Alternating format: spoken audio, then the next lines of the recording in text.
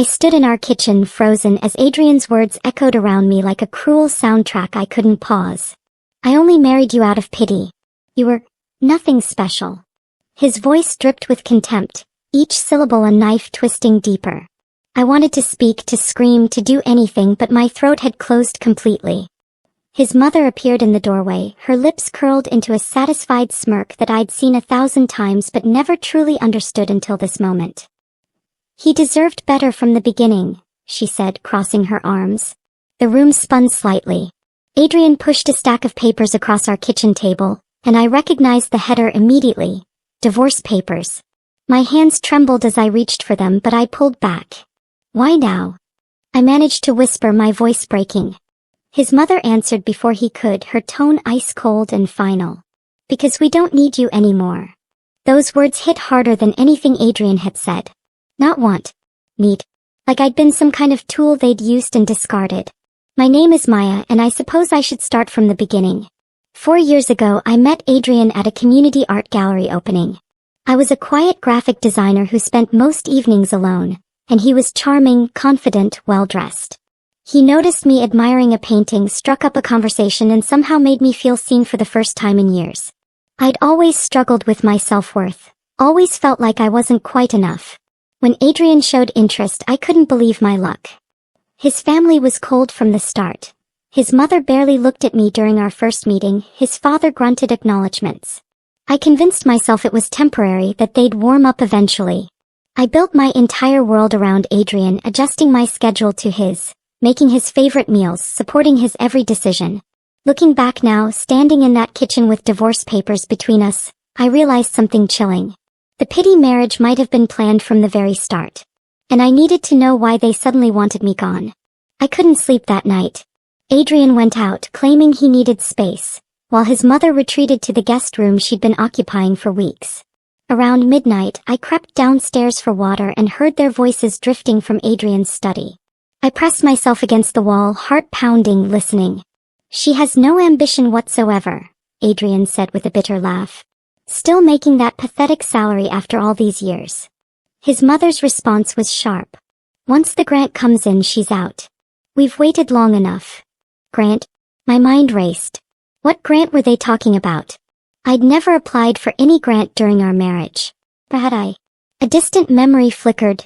Years ago, before Adrian, I'd filled out some entrepreneurship applications for a wellness design program. I'd completely forgotten about it after we got married. My hands went cold. I waited until they finished talking, then slipped into the study after they'd gone upstairs. My fingers trembled as I searched Adrian's desk, careful not to make noise. Then I found it. A thick manila envelope with my name printed across the front, hidden under a stack of his business files. I took the envelope to the bathroom and locked the door, my heart hammering so loudly I was sure they'd hear it. Inside were official documents, government stamps, congratulatory letters. I'd been approved for a large entrepreneurship grant, $50,000, from an application I'd submitted 5 years ago. The approval had come through 6 months ago. 6 months. Right around when Adrian's behavior started changing, when his mother suddenly moved in, when the coldness intensified. But the real punch came when I flipped to the partnership documents. Adrian had listed himself as my business partner, complete with forged signatures I'd never made. His name was on everything. My vision blurred with rage and shock. The final page showed the payout schedule. The money would be deposited in 2 weeks, if both partners signed the acceptance forms. Both partners. He'd positioned himself to claim half of my grant, money I'd earned through my own application, my own skills. I sat on the bathroom floor, the papers scattered around me, and realized exactly why they wanted the divorce now. Sign first, divorce later. The next morning I confronted him. I threw the envelope on the breakfast table while his mother watched from her usual spot by the coffee maker. Want to explain this? I demanded, surprised by the strength in my voice. Adrian glanced at the papers and something flickered across his face. Not guilt, but annoyance at being caught. Then he laughed. Actually laughed, a sound so cruel it didn't even sound like him anymore. You can keep the divorce, Maya. I'm feeling generous. He leaned back in his chair, arms crossed. But the grant money? That's mine. I'm listed as your partner, which makes it legally complicated for you. His mother stepped forward, her expression shifting into something threatening. "And if you try to fight this, we'll have you declared mentally unstable. We have documentation." "What documentation?"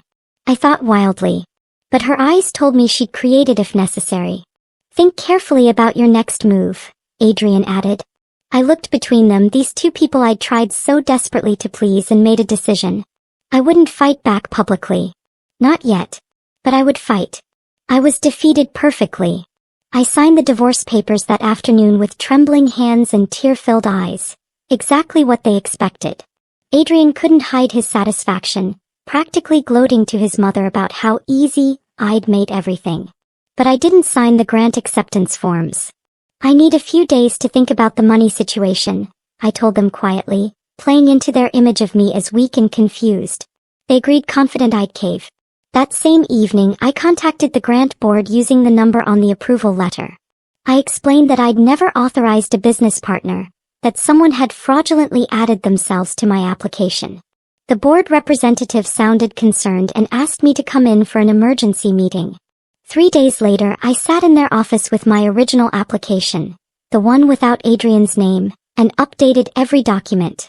His name was systematically removed from everything. As I was leaving, the coordinator stopped me with a worried expression.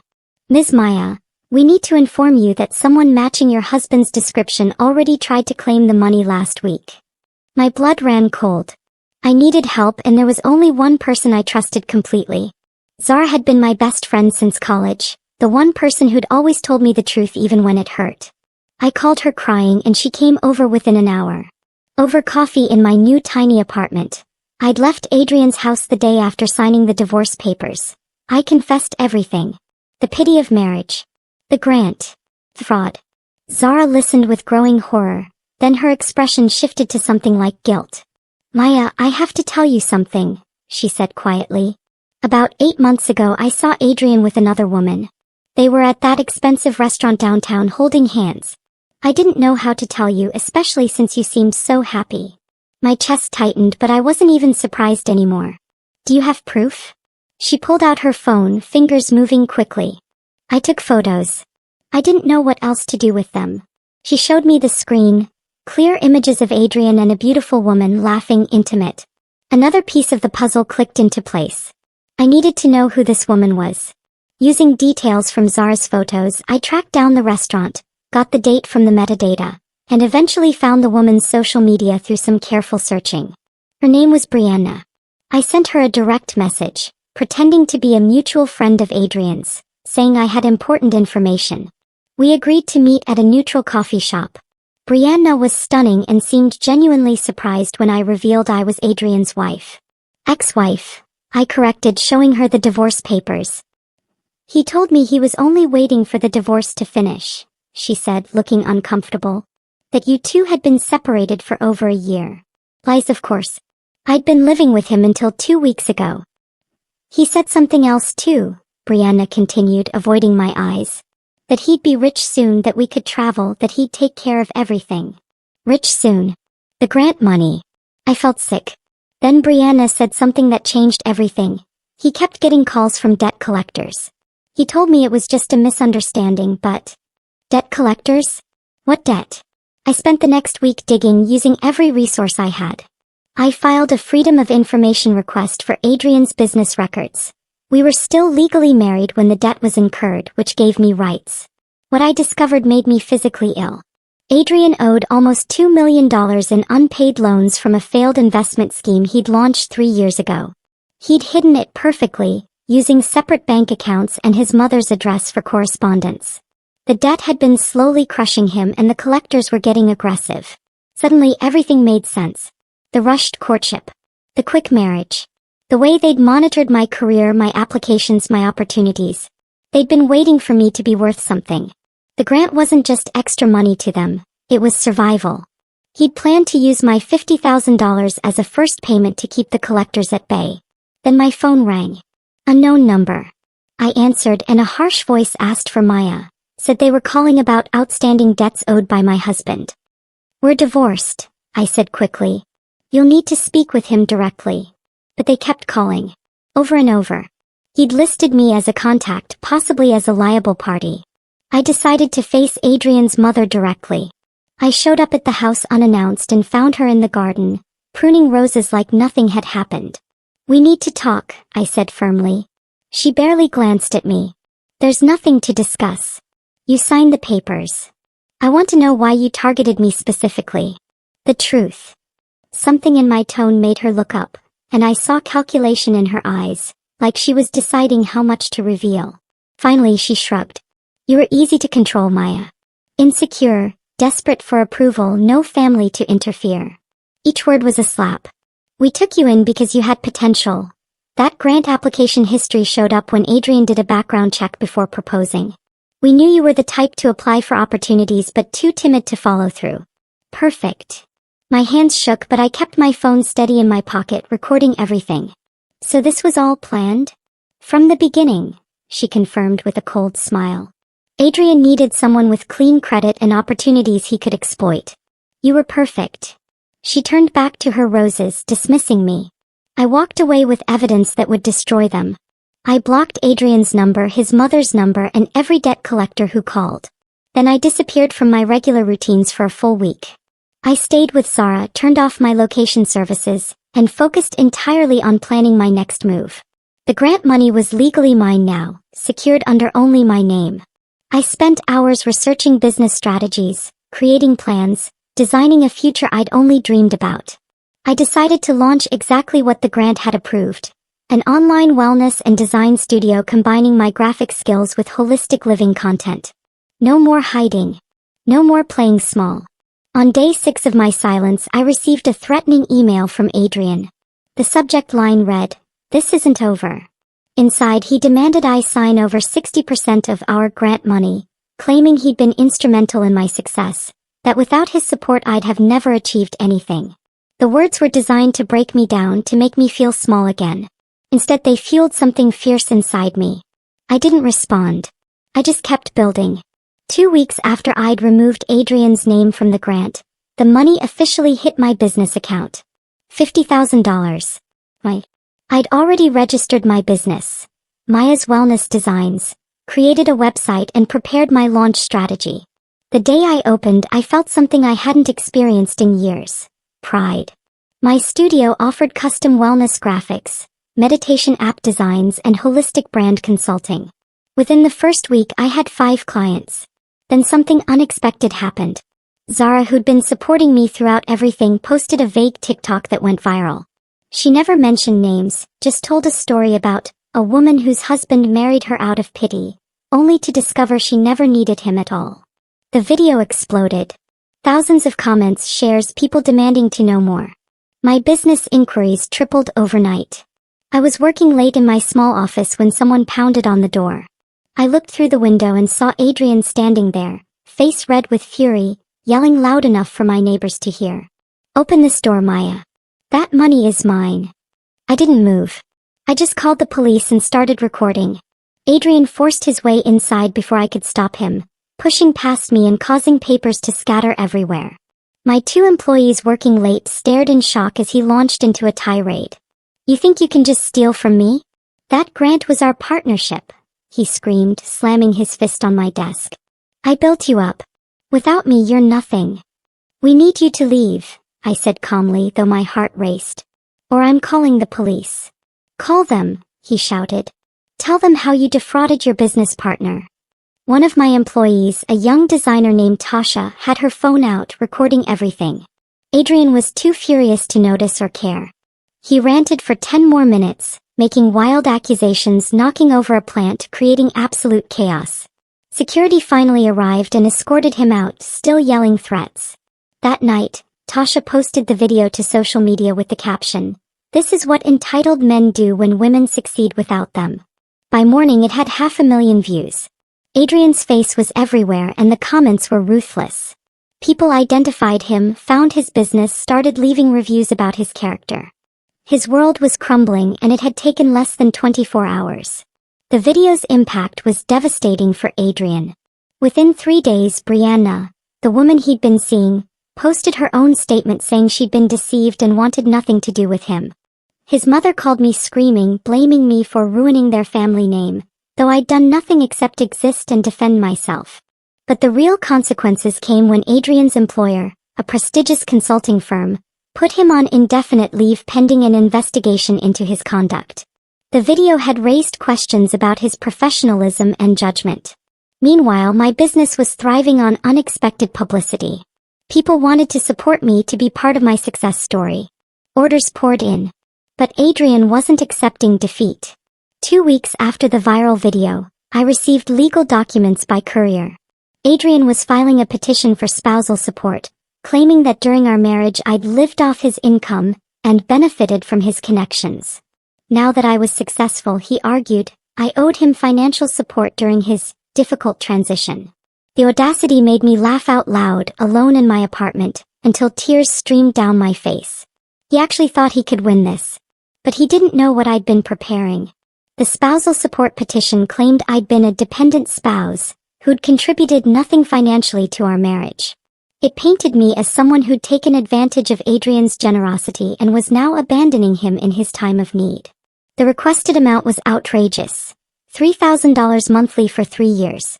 I read through the documents twice, feeling that familiar anxiety trying to creep back in. The old Maya would have panicked, would have wondered if somehow he was right if I did owe him something. But I wasn't that person anymore. I called the lawyer I'd already retained, a brilliant attorney named Victoria who specialized in fraud cases. They're really doing this, I told her, almost admiring the audacity. Let them, Victoria replied calmly. I've been hoping they would. It opens doors for us that we couldn't access otherwise.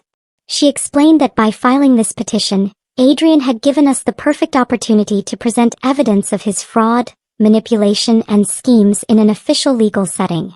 Maya, do you still have that recording from his mother? Every word, I confirmed. Then we're not just fighting back. We're going nuclear. Victoria worked quickly. Within a week, she'd compiled everything. The forged partnership documents, the recording of his mother's confession, financial records showing Adrian's debt, testimony from Brianna about his lies, the viral video of his office meltdown, and phone records proving he'd been planning this scheme for months. But the most damning evidence was something Victoria discovered independently. Adrian had illegally signed my name on multiple business documents to appear as my legitimate partner, not just on the grant application but on bank forms and legal filings. This isn't just unethical, Victoria explained during our meeting. It's a fraud. Criminal fraud. He forged your signature on federal documents. The grant board confirmed they'd received partnership documents with signatures that didn't match my actual signature on file. They'd flagged it, but Adrian had provided explanations that temporarily satisfied them. He's been committing identity fraud, Victoria continued. And now he's trying to profit from it through this spousal support claim. We prepared our counterattack carefully. When we walked into that courthouse, Adrian would realize he'd made a terrible mistake. He'd opened himself up to consequences he never anticipated. The courtroom was smaller than I'd expected, more intimate, which somehow made everything more intense.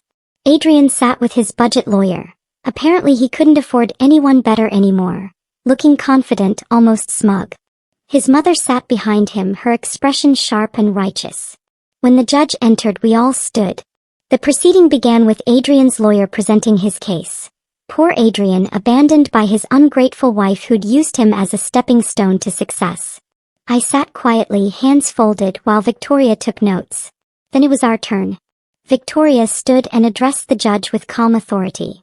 Your Honor, I'd like to present evidence that the respondent's claims are not only false but part of an elaborate fraud scheme. She played the recording of his mother. The courtroom went silent as that cold voice filled the space. We took you in because you had potential. Adrian needed someone with clean credit and opportunities he could exploit. Adrian's face was drained of color. His mother sat frozen. The judge's expression shifted from neutral to intensely focused. Your Honor, Victoria continued, this wasn't a marriage. It was a calculated con. Adrian's lawyer tried to object, but the judge held up one hand. I want to see all the financial records. Both parties. Now. The financial records were devastating. Victoria had organized everything into clear, damning timelines. Adrian's $2 million in debt hidden for years. His gambling expenses, something I'd never known about, showing consistent losses at various casinos. The forged signatures on grant documents. Attempts to open credit cards in my name that had been flagged by banks. The judge reviewed each page carefully, asking pointed questions that Adrian struggled to answer.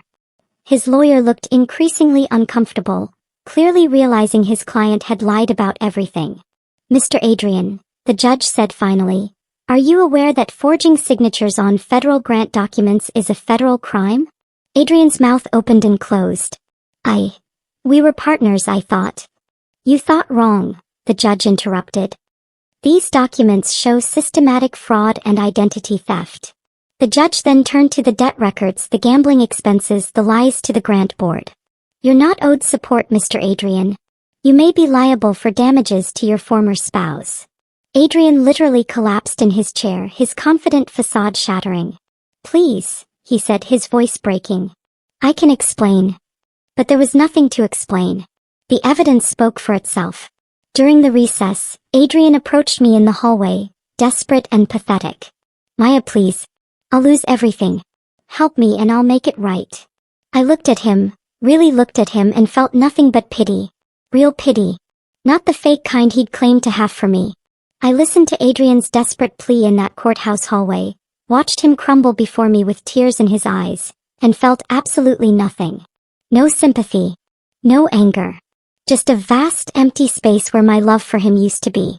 "You married me out of pity, remember?" I said quietly, aware of people passing by.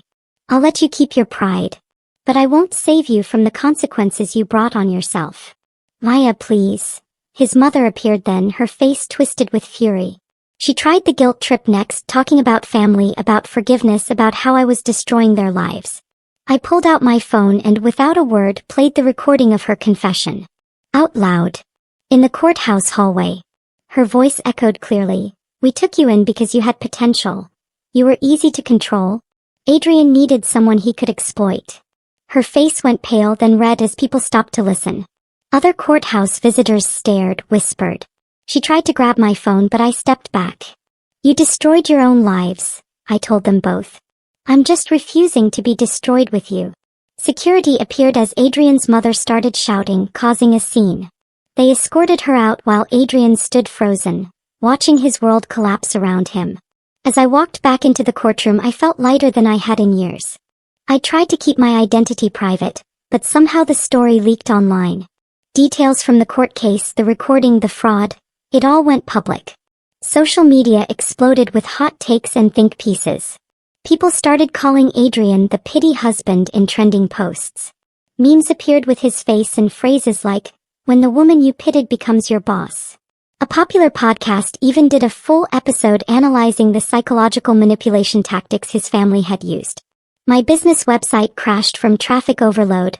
Thousands of people wanted to support me by hiring my services or simply sending messages of encouragement.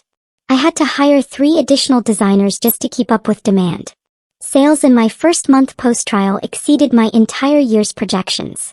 Meanwhile, Adrian's consulting firm officially terminated him. They released a statement about maintaining integrity standards and protecting client interests. His professional reputation was demolished.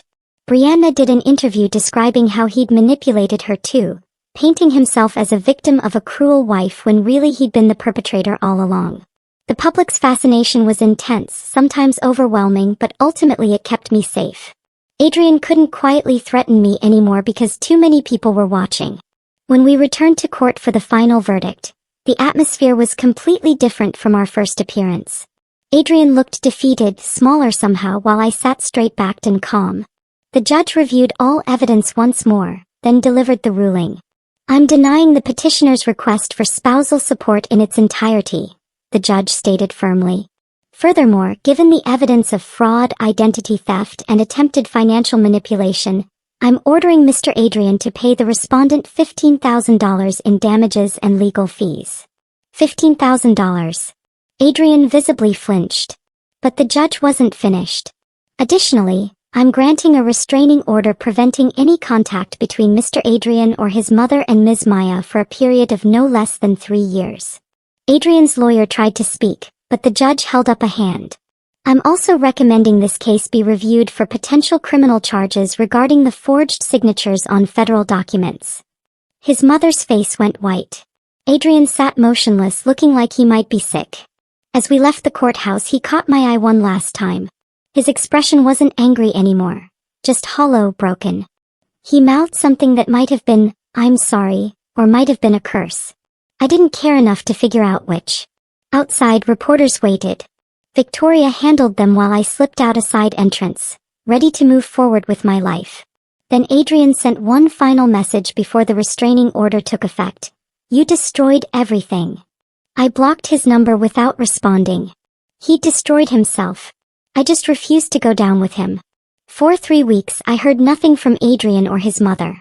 The restraining order worked perfectly, giving me space to breathe and rebuild. My business continued thriving, my apartment started feeling like home, and I began meeting new friends through entrepreneur networking events. Life was actually good. Then on a Thursday evening while I was working late at my office, a brick came through my window. Glass shattered everywhere as I dove under my desk, heart pounding.